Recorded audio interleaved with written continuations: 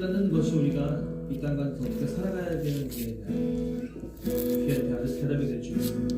우리 그런 마음으로 시간을 들고 우리의 인생 가운데 오신 하나님의 이름을 찬양하며 나갑니다. 당신은 시간을 뚫고 이 땅 가운데 오셨네.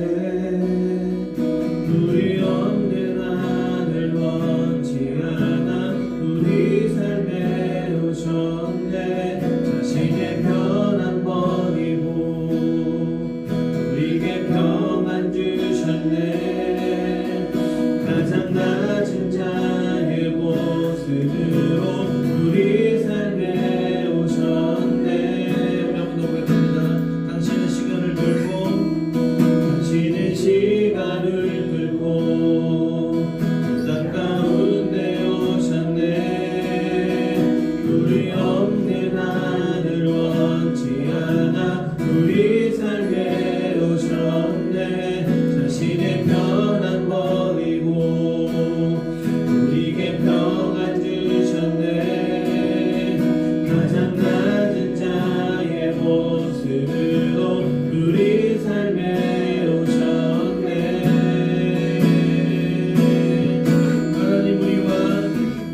하나님 우리와 영원히 함께 하시네.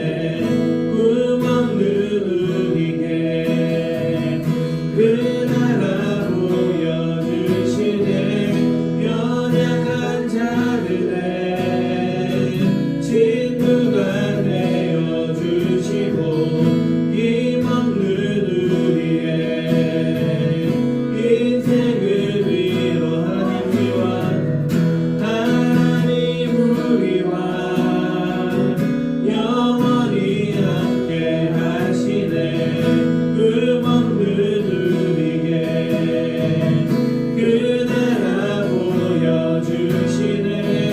연약한 자들의 친구가 되어주시고 힘 없는 우리의 인생을 위로하시네. 당신은 시간을 뚫고 이 땅 가운데 오셨네. 우리 없는 하늘 원치 않아 우리 삶에 오셨네. 자신의 편안 버리고 우리에게 평안 주셨네. 가장 낮은 자의 모습으로 우리 삶에 오셨네. 아멘. 가장 낮은 곳으로 우리에게 오신 줄 믿습니다. 그가 머리부로 우리가 나음을 입었으며 그가 죽음으로 세상에 살게 되었음을 고백하며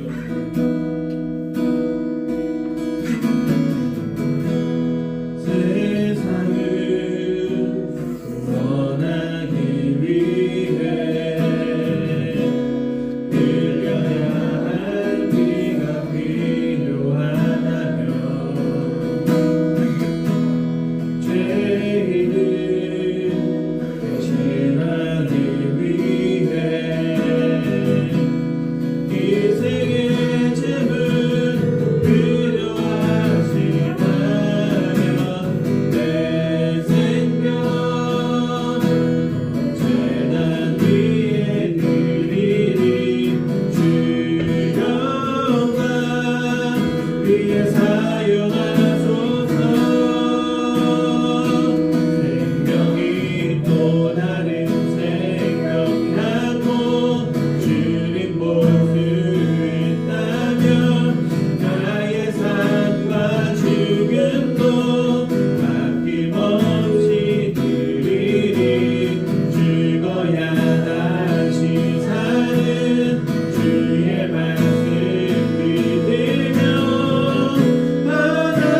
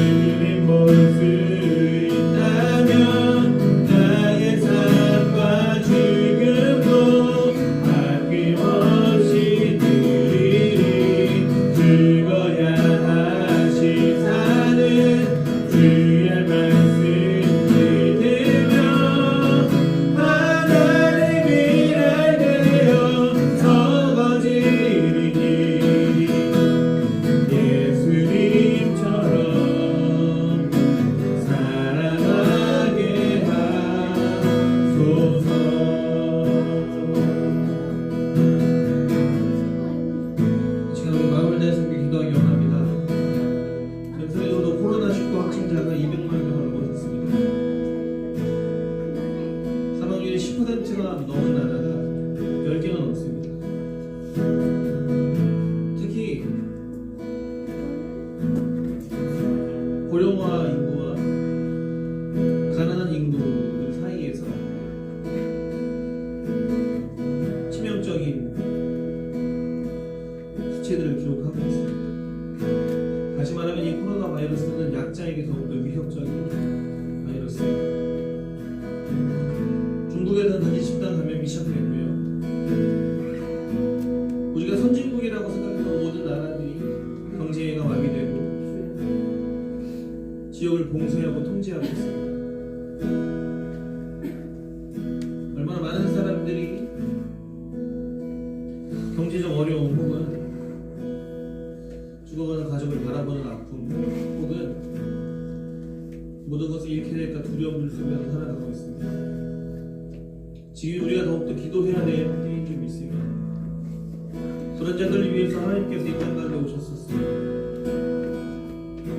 하나님의 마음과 예수 그리스도의 마음은 언제나 그런 자들에게 향해 있었습니다. 지금 말씀을 기도하실 때에 하나님 병과 싸우고 있는 자들에게 견딜 수 있는 굳건한 의지와 그들을 응원하고 위로하는 수많은 사람들의 사랑을 부어주시고 하나님 병과 싸우지 않는 모든 사람들이 그들의 아픔을 자신의 아픔처럼 여기며 자신의 것들을 나누고 그들을 위해서 조금씩 양보하는 아름다운 이 세상 가운데 빛이 되어날 수 있도록 함께하여 주시옵소서. 특별히 믿는 자들이 이 세상의 아픔 가운데 그리스도의 치유의 빛으로서 십자가의 능력으로 수행할 수 있도록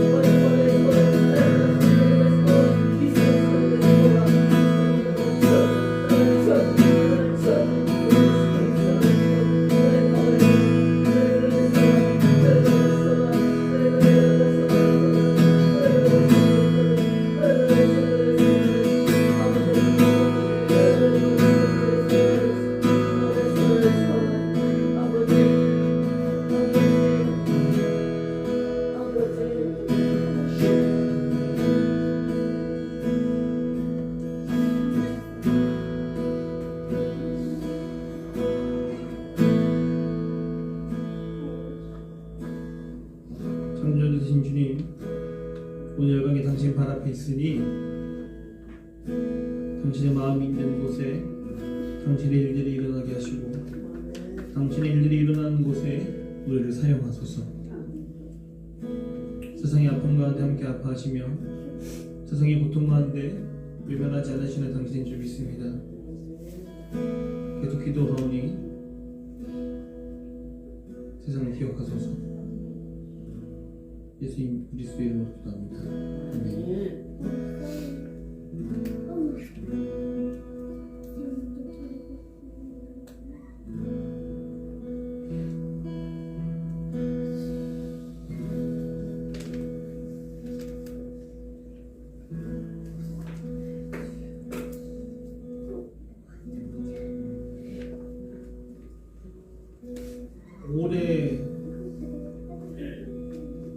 아마 더 오래 지속될 거예요. 코로나라는 그러니까 인류는 다시는 코로나 이전의 세상으로 돌아갈 수 없다는 말이 진짜입니다.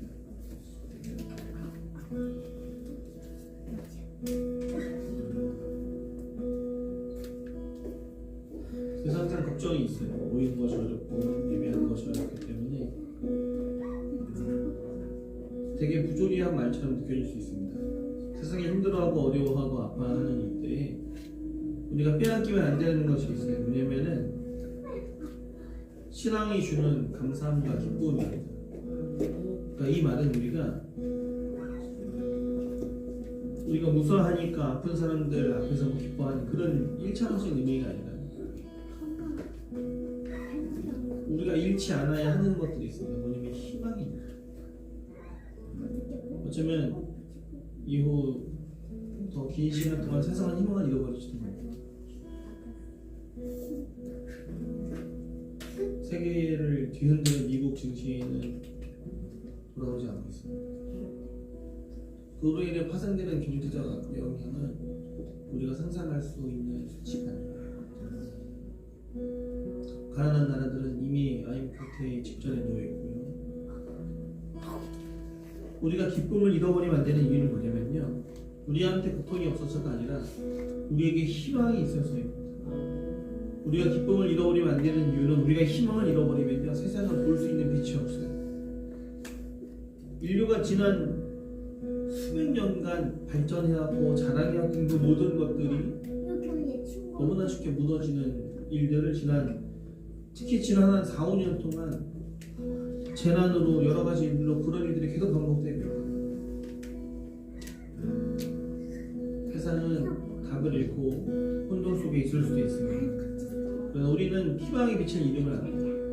우리의 삶은 이 땅에 있지 않습니다.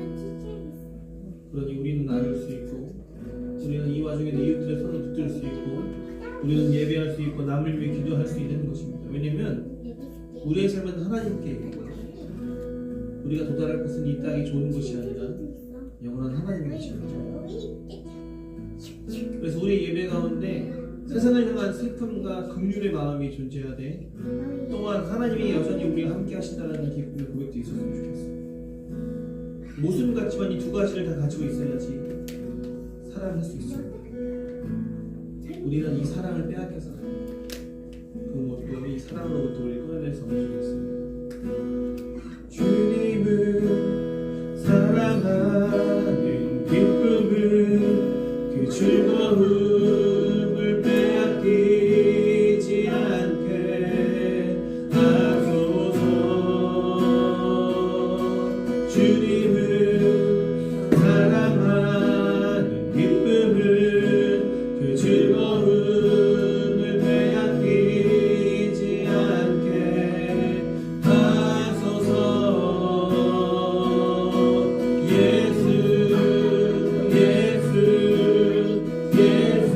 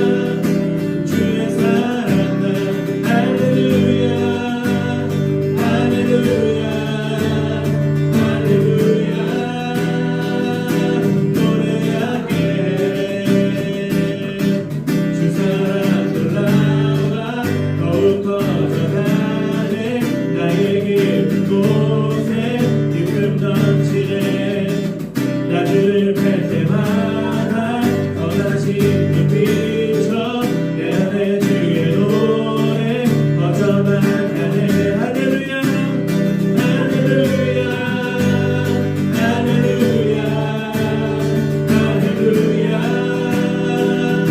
주의 사랑 할렐루야 할렐루야 할렐루야 또 할렐루야 할렐루야 할렐루야 할렐루야 주의 사랑 할렐루야 할렐루야 할렐루야 노래하게 우리 모여 주의 이름 찬양 우리 앞에 모여 주를 부르세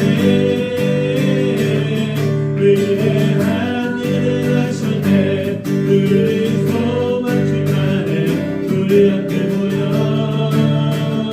주의 이름 찬양 우리 앞에 모여 주의 이름 찬양 우리 앞에 모여 주를 부르세 위대한 일을 하셨네 우리 소망 충만해 우리 앞에 모여 주의 이름 찬양 한 번 더 고백합니다 우리 앞에 모여 주의 이름 찬양 우리 앞에 모여 주를 부르세 위대한 일을 하셨네 우리 소망 충만해 우리 앞에 모여 주의 이름 찬양 위대한 일을 하셨네 우리 소망 충만해 우리 앞에 모여 주의 이름 찬양 주여 나의 마음이 그대로 정해졌으니 나는 주 찬양하리라 깨어라 나의 영혼아 내가 주님 들어라 이 새벽에 내가 찬양하리라 멜로디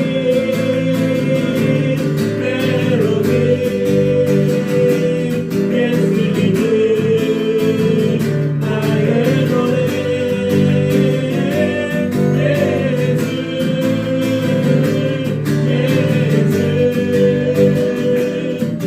예수님은 나의 노래 오지어 내 마음이 오지어 나의 마음이 그대로 정해졌으니 나는 주 찬양하리라 깨어라 나의 영혼아 나와 지금 들어라 이 새벽에 내가 찬양하리라 멜로디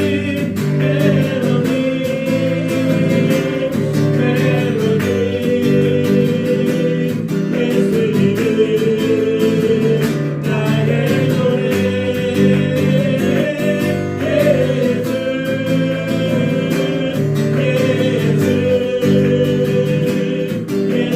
예수님은 나의 노래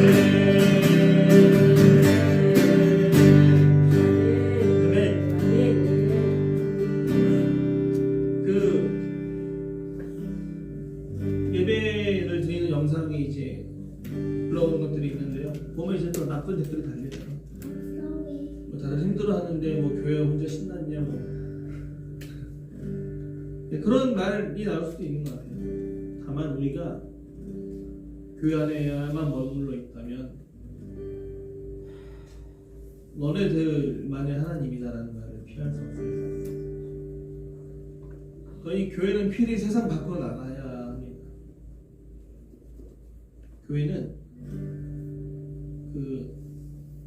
우리의 만족을 위해서 존재하는 것이 아니에요. 근데 재밌는 건 만족이 되죠. 회복도 되고요. 치유도 됩니다. 이 모든 것들이 은혜의 부스러기예요. 하나님의 은혜일 뿐입니다. 교회는요, 그리스도의 몸입니다. 그리스도의 몸은요, 주님이 이 땅에 오셨을 때부터 오직 하나님의 의를 이루기 위해서, 오직 하나님 마음에 있는 곳에 가기 위해서 존재해왔습니다. 주님이 우리를 교회로 그리스도의 몸으로 부르셨을 때 우리의 삶은 하나님 원하시는 것에, 하나님이 원하시는 대로 행할 때 우리는 그리스도의 몸이 될 수 있습니다.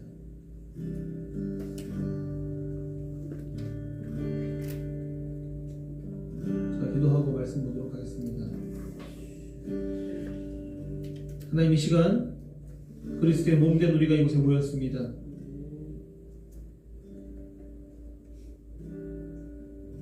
인간의 몸도 아무것도 하지 않은 채 가만히 있으면 고장나고 병듭니다. 우리는 그리스도의 몸입니다. 이 몸이 병들지 않도록 우리를 사용하소서, 우리를 보내소서. 아버지, 부르실 때에 내가 거기 있겠나이다. 이 예배가 그런 우리의 마음을 드리는, 우리를 위한 예배가 아니라 살아계신 하나님이 당신을 위한 예배 되게 하소서. 당신의 첫 종이 되셨던 예수 그리스도 이름으로 기도합니다. 아멘. 네, 함께 보실 말씀은요, 요한복음 20장입니다. 요한복음 20장 15절부터 23절까지 말씀입니다.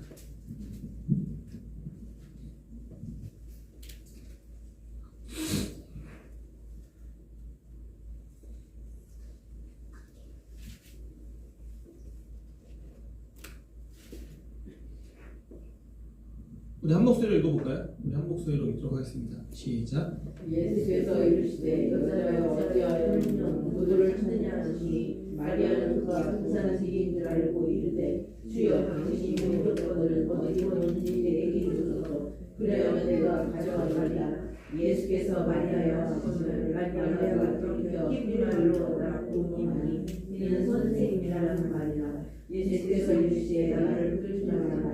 내가 아직 아버지께로 올라가지 아니하노라.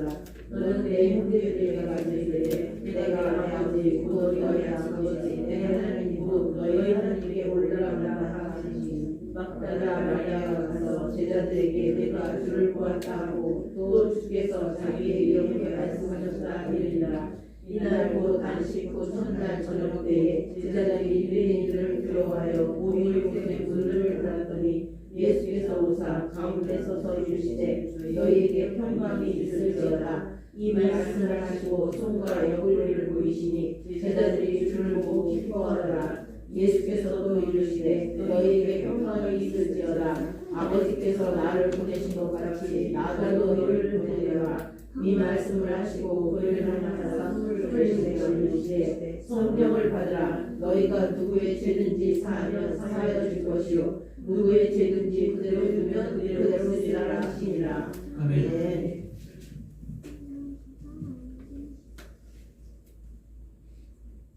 예수님의 부활 이후의 사건들을 복음서는 다양하게 다루고 있습니다.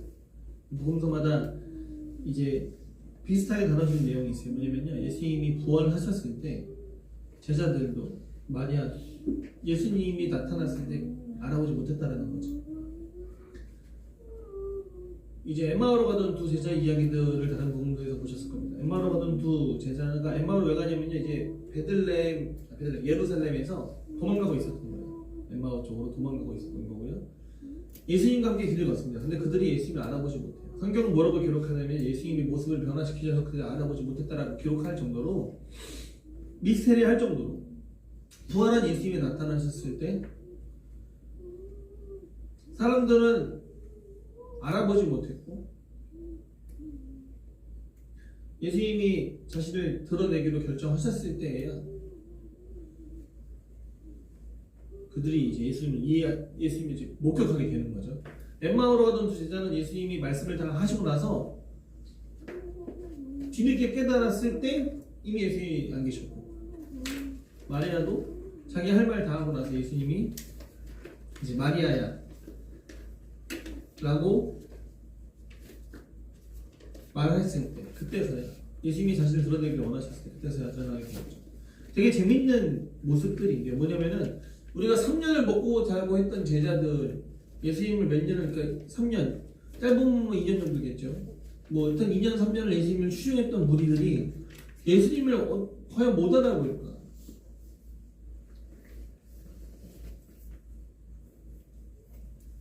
못 알아봤다면 그것도 문제가 있는 거죠. 어쩌면 그들의 그 믿음 없음, 이 그들이 예수를 보지 못하게 했던 것은 아닌가. 엠마오로 가던 두 제자는요, 그리스도의 부활을 기다리지 않았어요. 그러니까 이제 예루살렘으로 도망가는 거예요. 마리아는 무덤에 갔지만요, 부활한 예수를 찾는 게 아니라 예수의 시체를 찾고 있었어요. 엄마, 어떻게 정말 재밌는 건데, 들어간 게 더 빨라? 그러니까 이 마리아도 예수의 제자입니다. 엠마오로 가던 자들도 제자죠. 이 제자들은 아무도 예수님의 부활을 기다리지 않았어요. 엄밀히 말하면 믿지 않았던 겁니다. 내가 부활할까, 내가 인자가 죽고 사흘 만에 다시 부활하여야 할 줄 너희가 이걸 다 얘기하셨음에도 불구하고 엄마, 이건 맞췄어 안 해? 그들이 예수의 부활을 기다리지도 보지도 못했다는 겁니다. 왜냐면은 그들이 기대하던 죽음이 아니었어요. 뭔가 이렇게 전쟁이라도 일으키고 장렬하게 전사하거나 그랬으면 이해라도 될 텐데, 그 죽음은 자기들이 기다리던 메시아의 모습과 너무나 거리가 있는 거예요. 막 고문당하고 막 조롱당하고 찔려가지고 무협피를 다 쏟아내고 죽는 모습은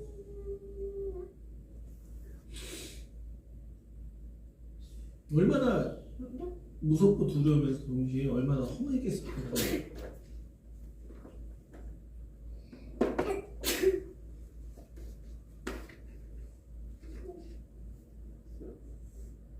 정말 재밌는 거예요. 예수님이 죽기 전에 요한복음에서 제자들과 최후의 만찬 자리에서 발을 씻기시고 무슨 말씀을 하시냐면요, 너희가 나를 택한 것이 아니라 내가 너희를 택하여 세운 것이다. 이 말씀을 하시거든요. 부활 이후의 모습에서 그러한 모습을 또 볼 수 있어요. 부활한 예수님을 사람들은 알아보지 못합니다. 인식하지 못하죠. 그들에게 모습을 드러낸 건요, 예수님이세요. 그 빈 무덤까지 찾아갔던 마리아조차도 예수님이 그에게 나타나셔서 마리아하고 부를 때까지 부활한 예수님을 볼 수 없었던 겁니다. 안식구 첫날 거기 모여가지고 문을 걸어 잠그고 모였대요. 그곳에 예수님이 나타나셔서 그들을 부르실 때까지 그들은 예수의 부활의 증인이 될 수 없는 거예요. 그런데 그 일이 누구에서 일어나느냐? 제자들의 능력, 간절한 믿음? 아니요. 그들을 사랑하시는 예수님의 그 진심에서부터 그 일이 시작되는 거죠. 우리가 어디서 그것들을 알 수 있냐면요, 예수님이 마리아에게 나타나셔서요, 먼저 제자들에게 말하게 하세요. 너는 내 형제들에게 가서 내 아버지도 되고 그들의 아버지도 되시며 내 하나님도 되고 그들의 하나님도 되시는 분에게 내가 올라간다 전하여. 예수님이 제자들을 대하는 방식이요, 제자들로 대하고 있었다가 최후의 만찬 자리에서 그들을 나의 친구, 나의 형제로 부르시죠. 그리고 부활하신 주님께서는 제자들이 예수님을 다 배신했음에도 불구하고 여전히 그들을 형제라고 부르면서 뭐라고 말씀하시면요, 나의 아버지이면서 너희의 아버지이기도 한, 또한 나의 하나님이면서 너희의 하나님이기도 한, 이 소식을 누구한테? 내 형제들에게 전합니다.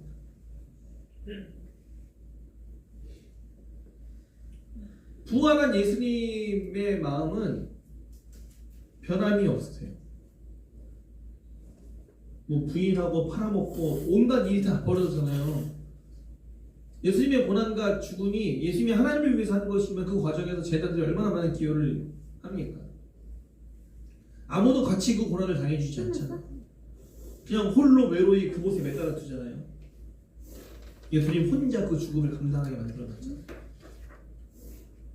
그럼에도 불구하고 요한복음은 앞에서 기록했던 말씀 그대로 예수님께서 자신의 제자들을 사랑하시되 끝까지 사랑하시더라라는 그 말을 그대로 지키는 예수님의 모습을 그려내고 있어요.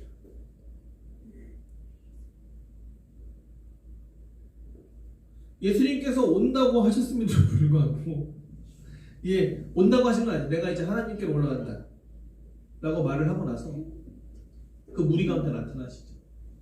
그리고 하시는 인사가 뭐냐? 평강이 너희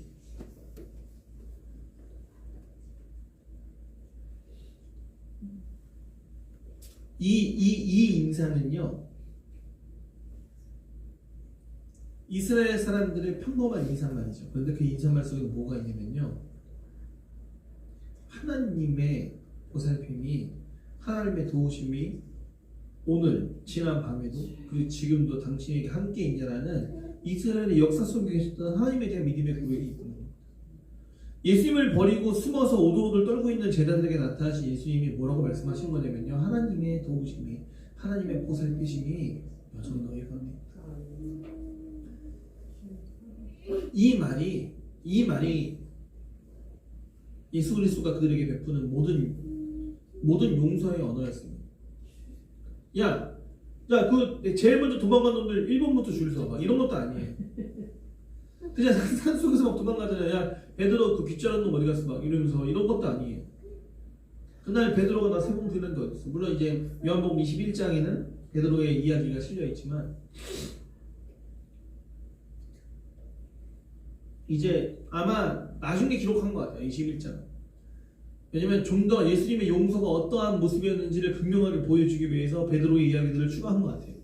그런데 이미 오늘 부활하신 예수님의 제자들에게 평강이 있을 거라고 하나님의 평화가 하나님의 그 도우심이 그들에게 있을 거라고 선포하는 그 순간 이미 그들과 예수님 사이에 죄의 문제는 사라져 있던 겁니다. 근데 재밌는 거는 제자들이 뭘 한 게 없어요. 이 죄의 문제가 사라진 건 예수님이 그들에게 나타나셨고 여전히 그들은 이 부활하신 예수님을 막 예수님이 평강이 있을지어 너에게 평강이 있을지어다 인사하시고 그들에게 양손과 옆구리를 보이시고 제자들은 주님을 보고 기뻐서 어쩔 줄을 몰랐죠. 그들의 믿음이 여전했던 거죠. 물론 그들이 믿음을 잃었던 순간도 있지만 그들이 예수를 볼 때마다 그들의 믿음이 다시 일어난다는 걸 여기서 우리는 볼 수 있는 거예요. 그들이 예수를 놓친 거지 믿음을 놓친 거 아닌 거죠. 근데 대령이 부활하시고 나서부터 있었던 일들을 통해서 이제 이들을 새로운 지경으로 이제야 예수 그리스도를 이해한 존재로서 세상에 보낼 수 있게 되는 거죠. 예수님의 제자들에게 말합니다. 너희에게 평강이 있을지어다. 그리고 아버지께서 나를 보내신 것처럼 나도 너희를 보낸다. 그리고 숨을 내쉬며 성령을 받으라고 하시죠.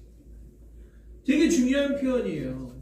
아버지께서 나를 보내신 것처럼 이제 내가 너희를 보낸다. 성령을 받는다. 정말 재미있는 얘기인데 이 과정에서 제자들이 하는 기여도가 없어요. 제자들이 한 거라고 뭐냐면요 부활한 예수님을 보고 기뻐하고 진짜 멋지고 옆구리 막 도마가 예수님 그 진짜 막 만져봐도 막 이런 거잖아요. 이게 다예요. 막 진짜인지 되려 진짜인지 확인하고 막 좋아하고 이게 다예요. 제자들이 한 거라면 그게 다라니까요. 그런데 예수님이 결정하신 거 뭘 결정하시냐면요 내가 이제 너희를 세상 가운데 하나님이 나를 보내신 것처럼 나도 너희를 보낼 테니까 잘 살아.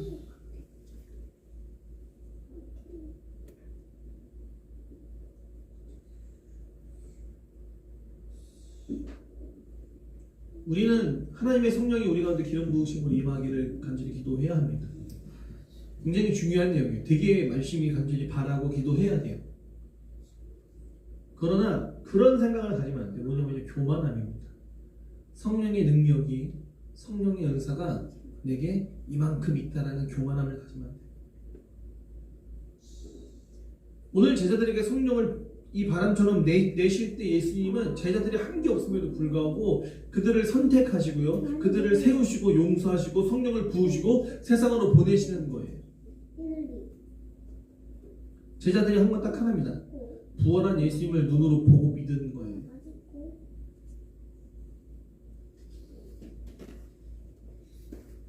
부활절을 맞이한 교회가 부활을 기념하는 부활의 증인이 되었다라면 이제 우리는 기억해야 됩니다. 뭐냐면요, 부활의 증인이 된 우리는 하나님의 성령을 품고 세상 가운데 그리스도처럼 나가야 한다는 거죠. 왜냐면요, 부활의 증인이라고 우리가 믿는다면요, 우리가 바로 그리스도의 형제이기 때문에 예수님의 아버지가 우리의 아버지가 되시고요, 예수님의 하나님이 우리의 하나님이 되십니다. 하나님이 예수님을 이 땅 가운데 보내셨던 것처럼 예수님은 우리를 이 땅 가운데 보내신 거예요. 우리를 모두 작은 예수로서 이 땅 가운데 보내신 겁니다. 너희가 누구의 죄든지 용서하면 그들이 용서받을 것이며 너희가 용서하지 않으면 그들의 죄가 그들이 있을 것이다. 죄를 용서하는 일은 누구의 일이죠? 유대인들이 예수님을 그렇게 공격했던 이유가 뭐냐면요, 너 죄사함을 받으라는 예수 그리스도의 선포. 야, 네가 뭔데 하나님의 영역을 침범해.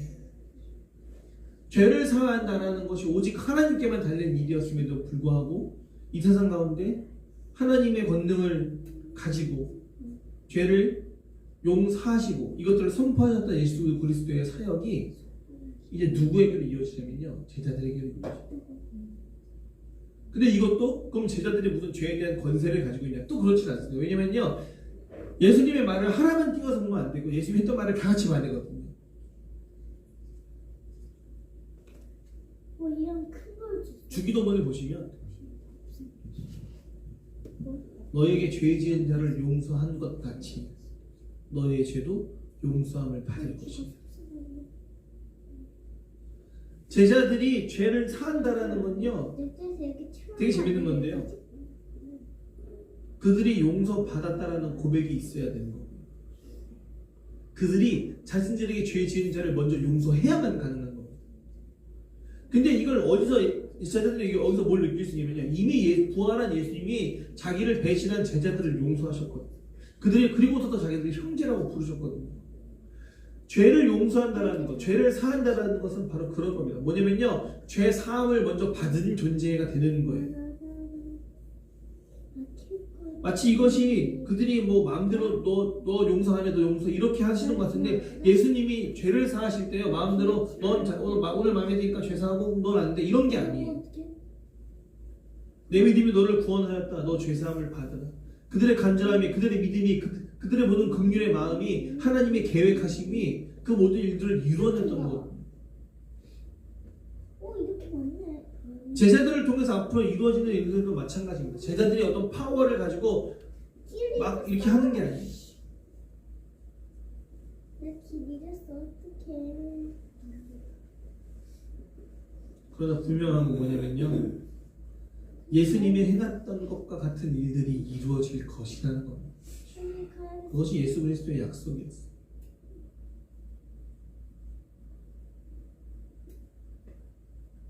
우리에게 주어진 명령은 뭐냐면요, 적극적으로 세상에 나아가서 우리에게 죄 지은 자들을 용서하는 것, 우리를 미워하는 자들을 용서하는 것. 예수님이 십자가 달리시기 전에, 잡히시기 전에 미리 요한복음에서 기록되어 있었죠. 세상이 너희를 미워하거든. 세상이 먼저 나를 미워하였고 나를 그렇게 대했을 기억해라. 너네가 고난당하고 세상으로부터 미움을 당하거든 나 예수에게 먼저 그런 일들이 있었음을 기억해라. 그러면서 제자들을 세상에 보내요. 왜? 가장 미움받는 자리에서 가장 용서하는 사람으로 살아가기. 예수님이 그러셨잖아요. 가장 미움받는 자리에 섰잖아요. 우리가 아까 호산나라는 고백을 했지만은 이 예수님이 예루살렘 들어가실 때 사람들이 외쳤던 호산나는 뭡니까? 자신들의 야망을 이루어진 존재로서의 호산나잖아요. 그런데 지금 우리가 고백하는 호산나는 뭐예요? 스스로 죽음을 택하는 예수를 찬양하는 호산나죠.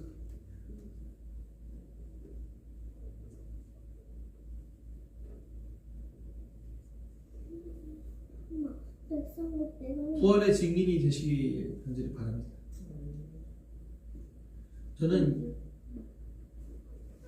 이 코로나19로 어려워진 때가